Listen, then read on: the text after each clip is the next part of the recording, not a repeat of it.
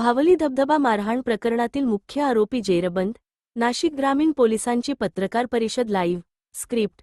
नमस्कार, आपण पाहत आहात डीएस न्यूज मराठी. भावली धबधबा येथे पर्यटकांवर झालेल्या मारहाण प्रकरणात नाशिक ग्रामीण पोलिसांना मोठे यश मिळाले आहे.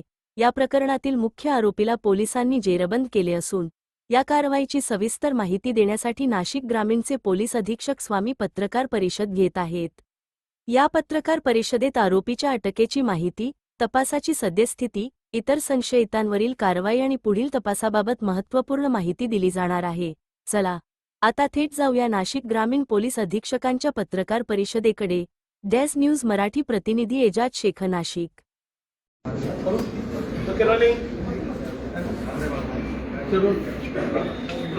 इगतपुरी पोलीस स्टेशनच्या हद्दीमध्ये 12 तारखेला पर्यटकांवर हल्ला झाल्याची जी घटना आपल्याकडे दाखल झालेली होती, त्या घटनेच्या अनुषंगानं आपण जे आरोपी 9 आरोपी याच्यामध्ये अटक केलेले होते, त्या 9 आरोपीला अटक केल्यानंतर उर्वरित जे आरोपी होते, जे निष्पन्न झालेले आरोपी होते, त्यामध्ये इतर जे मुख्य आरोपी आहेत, पहिल्या 4 मुख्य आरोपी व्यतिरिक्त आणखी जे 3 मुख्य आरोपी होते, त्या 3 मुख्य आरोपीला आपण सकाळी जे आहे यांना या ठिकाणी मुंडेगाव पथकातून आपण ताब्यात घेतलेलं आहे. याच्यापूर्वी हे जे आरोपी आहेत की त्या दिवशी सांगितल्याप्रमाणे शहापूर, आटगाव, त्याचबरोबर लाहे अशा प्रकारच्या भागामध्ये हे कंटिन्यू फिरताना आढळून येत होते आणि त्यातून आपण या तिघांना जे आहे ते तिघांना या ठिकाणी अटक केलेली आहे. त्याच्यामध्ये त्यांचे जे नाव आहेत ते नावामध्ये ते 3 आरोपी जे आहेत त्यांचा मुख्य रोल आहे, जे आपल्याला त्या ठिकाणी टिकली काच फोडताना, त्याचबरोबर दगड फेकून काच फोडताना आणि वाहनाची काच फोडताना आणि त्याचबरोबर जे इतर